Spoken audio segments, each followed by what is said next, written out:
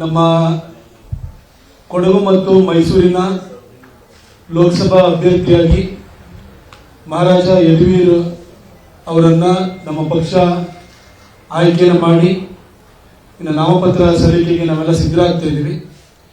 ಈ ಸಂದರ್ಭದಲ್ಲಿ ಮಹಾರಾಜರಾಗಿ ಯದುವೀರ್ ಅವರು ನಾಡಿಗೆ ಪರಿಚಿತರಾದರೂ ಕೂಡ ಅವರು ಬಿಜೆಪಿಯ ಅಭ್ಯರ್ಥಿಯಾಗಿ ಜನಕ್ಕೆ ಪರಿಚಿತರಾಗಬೇಕು. ಅವರ ಚಿಂತನೆಗಳು, ಅವರ ಆಲೋಚನೆಗಳು, ಅವರು ಈ ಕ್ಷೇತ್ರದ ಬಗ್ಗೆ ಇಟ್ಕೊಂಡಿರುವಂತಹ ಕನಸುಗಳ ಬಗ್ಗೆನೂ ಕೂಡ ಜನಕ್ಕೆ ಮನವರಿಕೆಯನ್ನು ಮಾಡಿಕೊಡ್ಬೇಕಾಗುತ್ತೆ, ಅವರ ಆಶೀರ್ವಾದವನ್ನು ಕೇಳಬೇಕಾಗುತ್ತೆ. ಈ ಹಿನ್ನೆಲೆಯಲ್ಲಿ ಜನರನ್ನ ಏಕಕಾಲಕ್ಕೆ ಇಷ್ಟು ದೊಡ್ಡ ಕ್ಷೇತ್ರ ಇದು, ಕಡ್ಕೋಳದಿಂದ ಕರಿಕೆಗೆ ಹೋಗಬೇಕು ಅಂದ್ರೆ 200 ಚಿಲ್ಲರೆ ಕಿಲೋಮೀಟರ್ ಹೋಗಬೇಕು.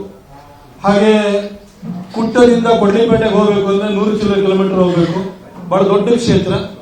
ಹಾಗಾಗಿ ನಮಗೆ ಸುಲಭಕ್ಕೆ ನಮ್ಮ ಜನರನ್ನ, ಮತದಾರರನ್ನ ತಲುಪುವಂತಹ ಏಕಮಾತ್ರ ಸಾಧನ ಅಂದ್ರೆ ಅದು ಮಾಧ್ಯಮಗಳು. ಹಾಗಾಗಿ ನಾನು ನಿಮ್ಮೆಲ್ಲರ ಒಂದು ಸಹಕಾರವನ್ನು ಕೇಳ್ತೀನಿ. ನಮ್ಮ ಅಭ್ಯರ್ಥಿಯಾಗಿರುವಂತಹ ಯದುವೀರ್ ಅವರನ್ನ ಅವರ ನಿಮ್ಮ ಪ್ರಶ್ನೆಗಳ ಮುಖಾಂತರವಾಗಿ ಅವರನ್ನ ನೀವು ಅವರ ಆಲೋಚನೆಗಳ ಬಗ್ಗೆ ಕೇಳಬಹುದು. ನೀವು ಅವರ ವಿಚಾರಗಳನ್ನ ಜನಕ್ಕೆ ತಲುಪಿಸುವಲ್ಲಿ ನಿಮ್ಮ ಸಹಕಾರವನ್ನು ಕೇಳ್ತೀನಿ. ಈಗ ನಾನು ಮೈಕನ್ನ ಯದುವೀರ್ ಅವರಿಗೆ